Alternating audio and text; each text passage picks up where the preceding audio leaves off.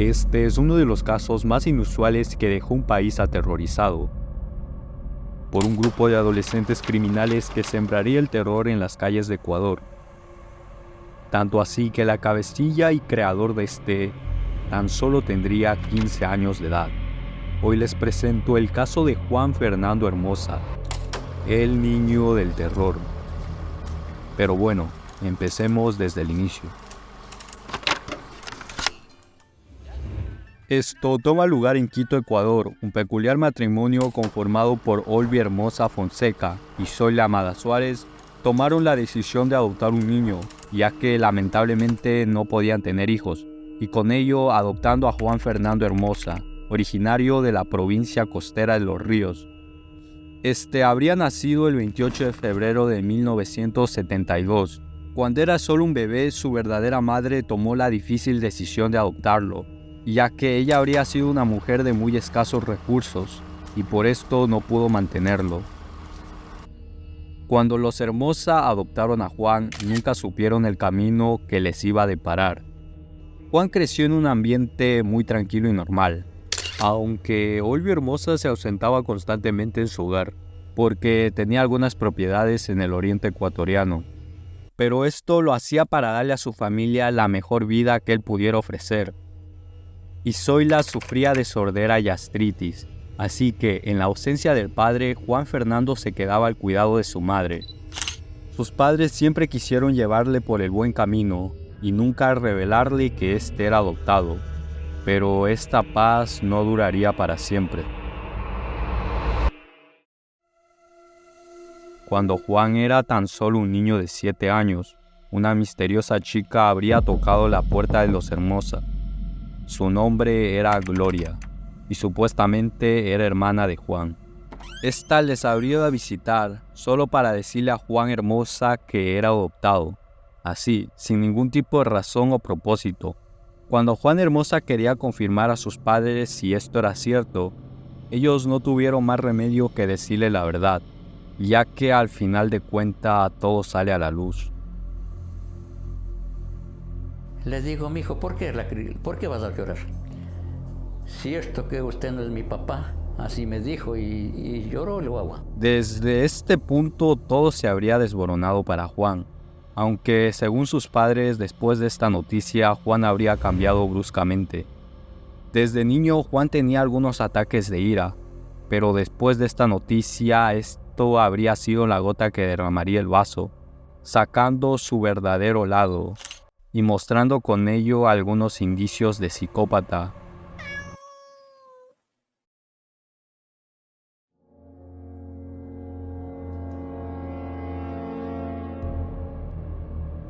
Según algunos documentos, llevaba gatos al colegio solo para decapitar enfrente de sus compañeros, por mero placer. Cuando una profesora se dio cuenta, hizo aviso a la directora, y lo habrían expulsado inmediatamente. Hermosa se habría convertido, como lo decían, en un niño malo, y tampoco es que la gente con la que se amigaba tenía los mejores valores, y lo habrían empeorado más llevándolo al mundo de la delincuencia. Entre estos grupos empezarían a cometer robos, y con vista de más ambición intentarían robar un carro, pero serían detenidos, llevándolos a un centro de rehabilitación. Tan solo habría tenido 13 años, aunque de nada serviría, ya que se habría escapado en unos pocos días. Pero nuevamente sería detenido a los 15 años, ya que lo habrían atrapado robando una bicicleta y llevándolo al centro de rehabilitación Virgilio Guerrero. Aunque en dicho centro sería constantemente acosado, pero conocería a alguien de su misma edad, que siempre lo defendería. Este sería Luis Aníbal Quispe, que también estaría entrometido en el mundo de la delincuencia, y quedando en buenos términos al punto de ser muy grandes amigos. Ya pasando un poco de tiempo, se cansarían de estar encerrados, y decidieron armar un plan para escapar. Muy bien, ahora lo que les voy a contar probablemente suene un poco irreal, pero el plan era el siguiente. Ellos, aprovechando que los baños estaban en un pésimo estado de sanidad, habrían recolectado excremento en uno de los baldes y se dirigieron hacia un guardia. y diciendo que si no se movía les iban a tirar esto en la cabeza. Y sí, sorpresivamente funcionó, ya que el guardia habría huido de ahí y habrían escapado sin ningún tipo de problema. Bueno, aquí prácticamente Juan y Luis estarían libres y planearían armar una banda para expandir su tasa de delincuencia. También se habrían cambiado los nombres, Luis como Santiago y Juan Hermosa como Juan Carlos. En sí, dicha banda sería conformada de adolescentes jóvenes y se concentraría más en el robo de bicicletas. Pero Juan, al no conformarse, quería algo más grande, como el robo de autos. Aquí el problema era que ni Juan Hermosa ni Luis podían manejar uno, así que le pagarían un taxista para que les enseñe. Justamente dicho auto fue de la marca Sanremo. Aprendieron lo básico y se sintieron listos para cometer su primer robo. En sí, dicho robo de autos sorpresivamente habría funcionado, sin dejar a ninguna víctima en el proceso. Pero obviamente al no tener experiencia en estos delitos y también que la marca de auto que estaban robando era completamente diferente al que aprendieron, se habrían volcado en un tramo de la calle, pero escaparon ilesos del accidente. Bueno, ya pasando un tiempo y ganando experiencia, el robo de autos para ellos se les hizo común. En uno de estos robos se habrían topado con un registro policial y los detuvieron al reconocer que era un carro robado, sorprendiéndose aún más al ver que habían 2 niños en el volante. Los policías les preguntaron qué estaba pasando, y esto les habrían presentado identificaciones falsas que afirmaban que eran hijos de oficiales, diciendo que era un carro recuperado. Este plan ingenioso de Juan Hermosa funcionaría. No solo eso, sino que los oficiales habrían hecho un trato con los niños, ofreciéndoles cambiar las llantas nuevas del carro por unas viejas, incluso que les iban a pagar. Y Hermosa obviamente habría aceptado el trato, generando aún más dinero. Aquí podemos ver la corrupción de algunos policías, que probablemente al no estar bien pagados acuden a estos métodos tan bajos. Y este no habría sido el único acto bajo de los oficiales. Y ahora les explico el porqué. Ya pasando un tiempo, el robo de carros se les hacía complicado, ya que no usaban ningún tipo de violencia, así que los taxistas se podían defender. Juan, al ver que su método ya no era efectivo, decidió adquirir un arma. Y sí, lo consiguió gracias a ayuda de 2 oficiales. El primero sería Rosero, que les vendió su arma 9 milímetros, y el oficial Pucho Ancela, que se encargó de vender sus municiones. Y Juan, con esto en su posesión, su vida cambiaría bruscamente.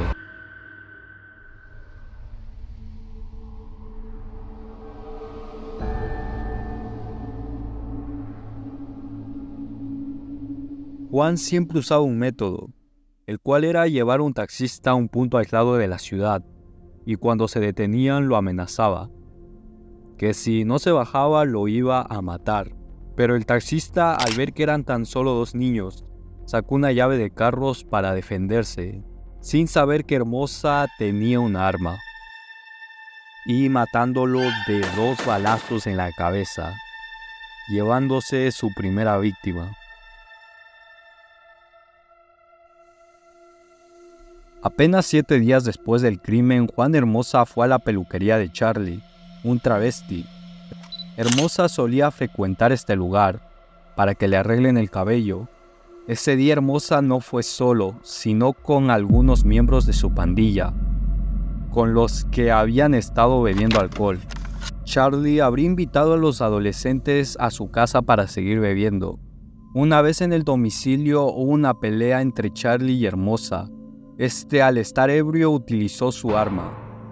Charlie, al darse cuenta de esto, pidió ayuda, pero Hermosa le disparó 5 veces, muriendo al instante.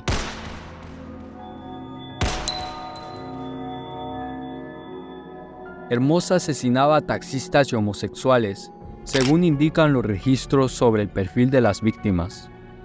Y además, los taxistas temían por sus vidas cuando trabajaban en las noches, otros ni lo hacían. Pero eso solo escogía a víctimas que condujeran un Sanremo, ya que era con el que se sentía cómodo. Ya las víctimas de Hermosa incrementaban a más de 20 personas, tan solo teniendo 15 años. Juan Hermosa siempre siguió el mismo siniestro plan: llevar un taxista a un lugar lejos de la ciudad y con un grupo de jóvenes matarlo. Ya el gobierno ecuatoriano, harto de esta situación, con dirigencia del mayor Fausto Terán, iniciaron el COI, Centro de Operación de Inteligencia. Se encargaría de por fin acabar con el asesino en serie. Según las investigaciones de los medios de comunicación, exigieron que los coches de la marca Sanremo debían tener más cuidado. También los taxistas tengan precaución al salir de la ciudad. Y se armó un gran operativo oficial por todo Quito. El 13 de enero de 1992, en Calderón, Carapungo, un operativo oficial logró escuchar múltiples disparos, y al ver un taxi ir a máxima velocidad, estos, sin pensarlo, decidieron perseguirlo, armando una gran persecución, incluso con algunos disparos de por medio, y hasta que se detuvo, y ver cómo 4 adolescentes saldrían corriendo en diferentes lugares. Los oficiales con suerte lograron atrapar a un joven.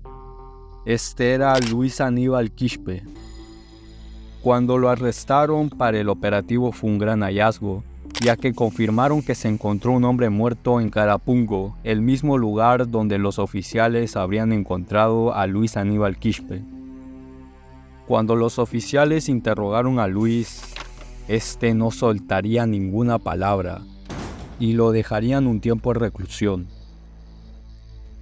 Pasando un tiempo, un grupo de jóvenes se habría ido a la comisaría, diciendo que eran amigos de Luis y que querían ver si se encontraba bien. Para Fausto Terán, levantándole altas sospechas, ya que no se habría hecho noticia de que este chico estaba en reclusión. Ni siquiera los policías tenían conocimiento, y acató la orden de que un oficial encubierto los estuviera vigilando. El oficial descubrió que eran jóvenes de la vida nocturna, y no pasó un poco de tiempo para que estos jóvenes fueran detenidos, robando en un centro de la ciudad, arrestándolos inmediatamente, ya que las piezas encajaban perfectas, incluso algunos de los retratos eran similares. Cuando las interrogaciones empezaron, fue un ambiente de presión e incluso amenazas de la policía, hasta que uno tuvo que decir la verdad. Sería Tomás Angulo, un integrante de la banda. No solo habría dicho que sí, en efecto, ellos formaron parte de los asesinatos de taxistas, pero el verdadero responsable no estaba entre ellos. De hecho, estaba prófugo. Era Juan Fernando, un niño de tan solo 15 años. Y el 9 de enero de 1992, gracias a la información que brindó Angulo, permitió que el mayor de policía, Fausto Terán, junto a un escuadrón, llegaron hasta la casa de Hermosa. Muy bien, aquí voy a hacer una pausa, ya que existe 2 informes. El de la televisora, que sinceramente puede ser amarillista, o el que la gente especula. Pero para entender, empezaremos con el de la televisora. Los informes dicen que los policías entraron a la habitación del menor por un tragaluz ubicado en el techo.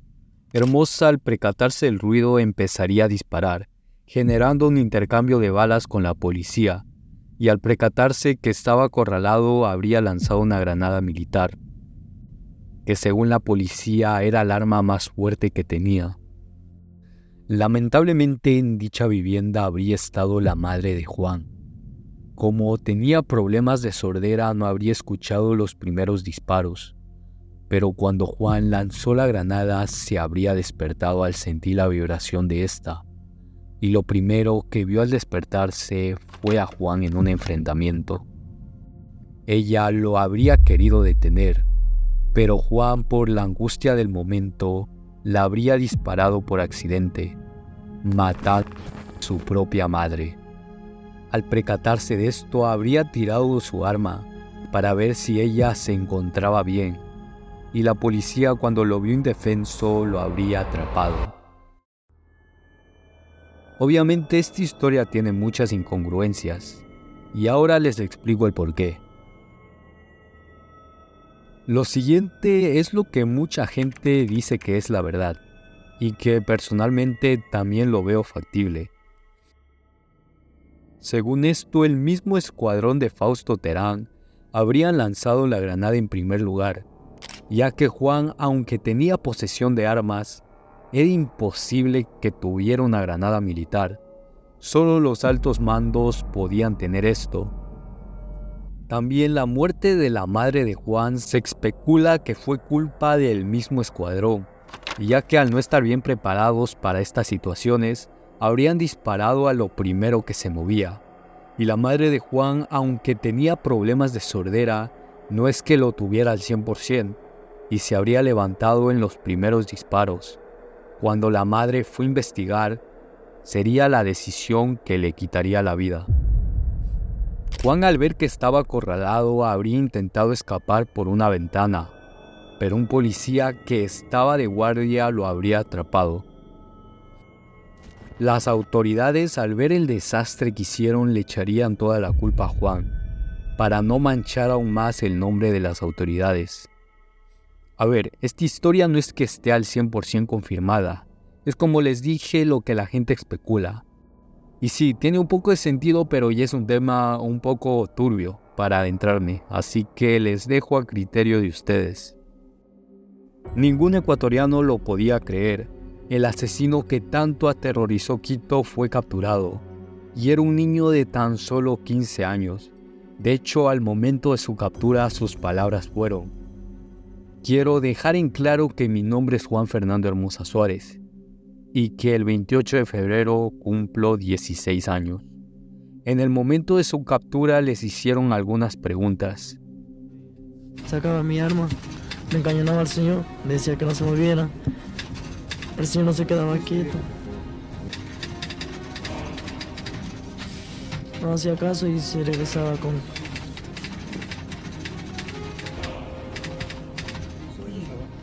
Una ocasión fue con unas llaves de rueda.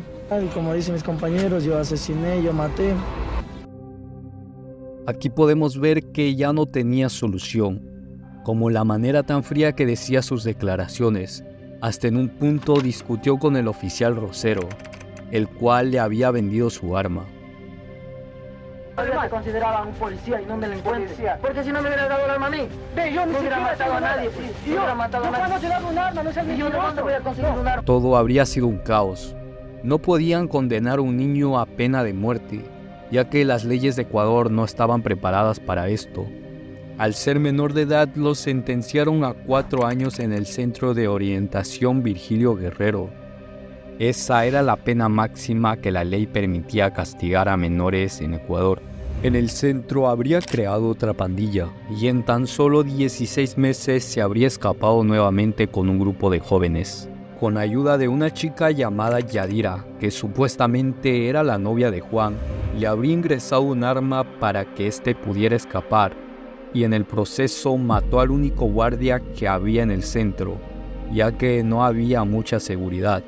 Juan se las ingenió para viajar a Colombia, pero como los operativos estaban alerta, sería capturado rápidamente, mandándolo a Ecuador. El delincuente fue detenido por la policía colombiana en la localidad fronteriza de El Orito. Al estar encarcelado desde 1992, salvo unos pocos meses de fuga de la cárcel y del país, Juan Hermosa, o como lo apodaron el Niño del Terror, quedaría en libertad en 1996. Nadie lo podía creer.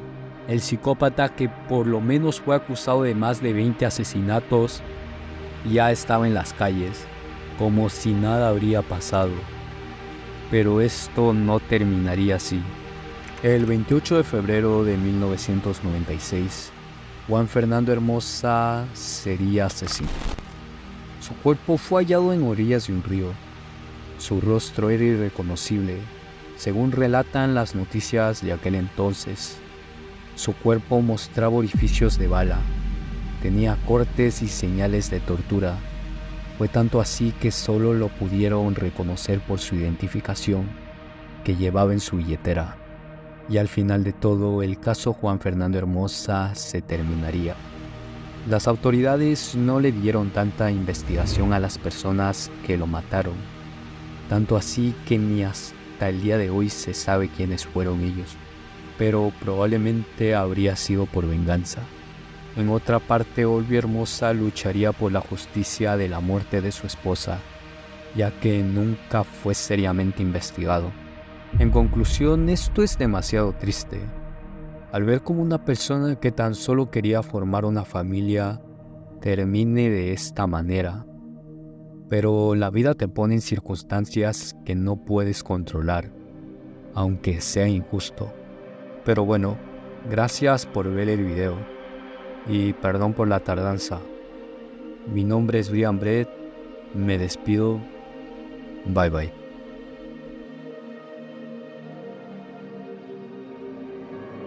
¿Por qué te metiste en la delincuencia? ¿Por qué me metí en la delincuencia? Porque quise experimentar cosas fuera de grabar. Esta es una entrevista para el Colegio Sebastián de Belalcázar. ¿Qué mensaje les darías a los jóvenes del colegio sobre la honradez para que no pasen por lo que tú estás pasando aquí? Que no se metan en problemas porque el problema nunca llega.